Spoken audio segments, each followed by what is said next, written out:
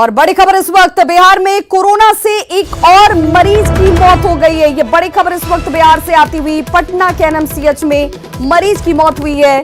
बिहार में कोरोना से मौत का ये आंकड़ा 3 तक पहुंच चुका है। ये तीसरी मौत है कोरोना संक्रमण की वजह से, जिसमें ये तीसरी मौत एनएमसीएच में हुई है। बिहार में अब कोरोना मरीजों की संख्या बढ़कर 466 हो चुकी है। राज्य में आज कोरोना के 41 नए मामले दर्ज किए गए हैं।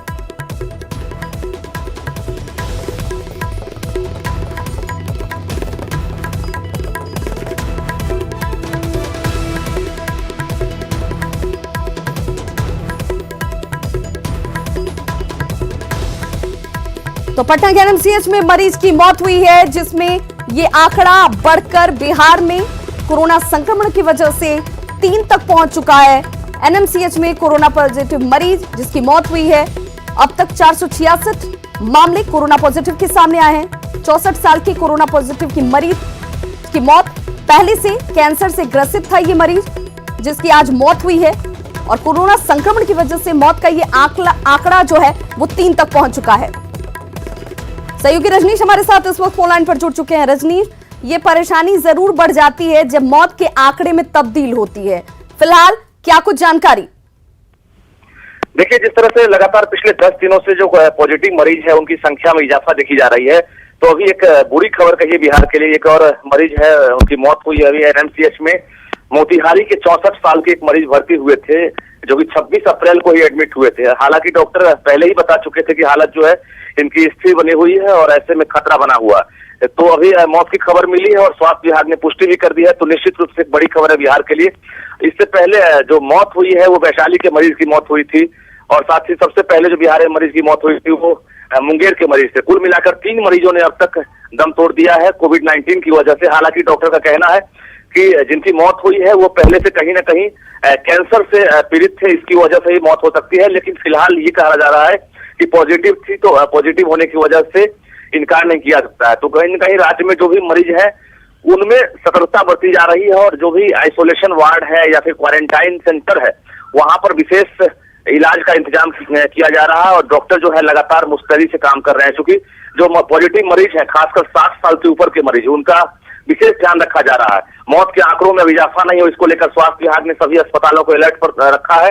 और अभी जिस तरह से मोतिहारी के मरीज की मौत हुई है, तो कहीं ना कहीं चिंता बढ़ गई है। जब भी हम बिहार के जिक्र कर रहे थे इन मामलों को लेकर के, तो एक राहत की बात ये नजर आती थी कि जो मौत का आंकड़ा है वो कम है, बढ़ नहीं रहा है, सामने नहीं आ रहा है।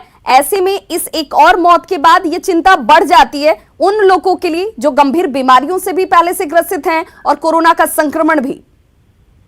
बिल्कुल, अभी तक अगर देखा जाए तो जो 466 जो आंकड़ा है पॉजिटिव मरीजों का, तो उसकी तुलना में जो तीसरी मौत हुई है बिहार में, तो निश्चित रूप से बिहार के जो मरीज हैं लगातार कोरोना से जंग लड़के और लगातार जीत हासिल कर रहे हैं। हम लगातार दिखा भी रहे हैं कि एनएमसीएच में जो एडमिट मरीज हैं कोविड-19 हॉस्पिटल से, वहां से जंग लड़कर बाहर निकल रहे हैं। तो इम्यून सिस्टम जो बिहारी मरीज का है वो काफी बेहतर है, डॉक्टर भी मान रहे हैं। लेकिन साथ में अगर कोई कैंसर का या फिर किडनी का मरीज है तो उसकी परेशानी बढ़ रही है। तो जो क्रॉनिक डिजीज वाले मरीज हैं उनके लिए डॉक्टरों ने सतर्क कर दिया है कि ऐसे मरीजों के लिए विशेष इंतजाम किए गए हैं और विशेष ख्याल भी रखा जा रहा है, क्योंकि इम्यून सिस्टम कमजोर होता है, ऐसे में मौत की आशंका ज्यादा बनी रहती है। बहुत बहुत शुक्रिया रजनीश इस तमाम जानकारी के लिए। तो 64 साल के कोरोना मरीज की मौत हुई है और अब बिहार में कोरोना संक्रमण की वजह से मौत का यह आंकड़ा 3 तक पहुंच चुका है। ये शख्स पहले से ही कैंसर से ग्रसित बताया जा रहा था, जिसके बाद इसकी स्थिति को लेकर के चिंता डॉक्टरों ने पहले से जाहिर की थी। और अब 466 जो ये मामला है कोरोना संक्रमण का बिहार में, जबकि 3 लोगों की मौत हो चुकी है। बड़ी संख्या में लाखों लोगों को बसों से भेज सके। और बिहार के जो श्रमिक हैं वो कोई गोरखपुर में नहीं है या बगल के बनारस में नहीं है। हमारे जो श्रमिक हैं वो 1500 किलोमीटर दूर है, 1000 किलोमीटर दूर है। कोई दिल्ली में है, मुंबई में है, सूरत में है, चेन्नई में है, बेंगलोर में है, और इतनी दूरी से बसों में लाना संभव नहीं है। इसलिए हम लोगों ने मांग किया था कि विशेष ट्रेन चलाई जाए, और मुझे खुशी है कि आदरणीय प्रधानमंत्री श्री नरेंद्र मोदी जी और गृह मंत्री जी ने इस मांग को स्वीकार किया, और आज से ट्रेनों का चलना जो है प्रारंभ हो गया है। और आगे आने वाले दिनों में काफ़ी बड़ी संख्या में लोग जो है वो आ पाएंगे। तो इसे देखिए, जो व्यवहारिक निर्णय हुआ है ये, और मैं सभी लोगों से यही अपील करूंगा कि लोग धैर्य रखें। एक ही बार में सब लोग नहीं आ सकते। एक ट्रेन में 1100-1200 लोग आएंगे, यानी 1 लाख ट्रेन के लिए 1 लाख लोगों के लिए 100 ट्रेन चाहिए।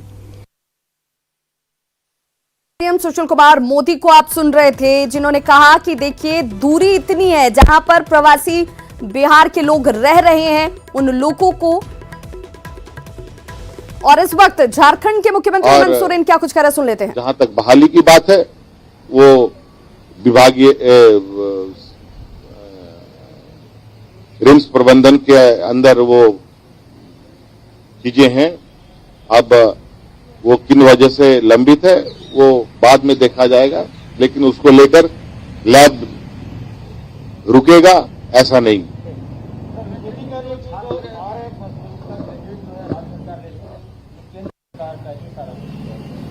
क्या अब उनको अभी वो फुर्सत में है तो क्या काम है, यही काम है उनका रह गया है, दूसरे पर छिटा खस्सी करो। वो तो पता चल रहा है हमें, जब रात के 2 बजे 3 बजे तक हम लोग पदाधिकारियों के साथ विचार विमर्श करते हैं और आगे का रास्ता तय करते हैं। जितनी पत्र इन्होंने हमें लिखा है छात्रों को, प्रवासी मजदूरों को लेकर, उतने पत्र शायद ये अपने देश के प्रधानमंत्री को लिखे होते तो आज जितना विलंब हुआ उतना विलंब नहीं होता।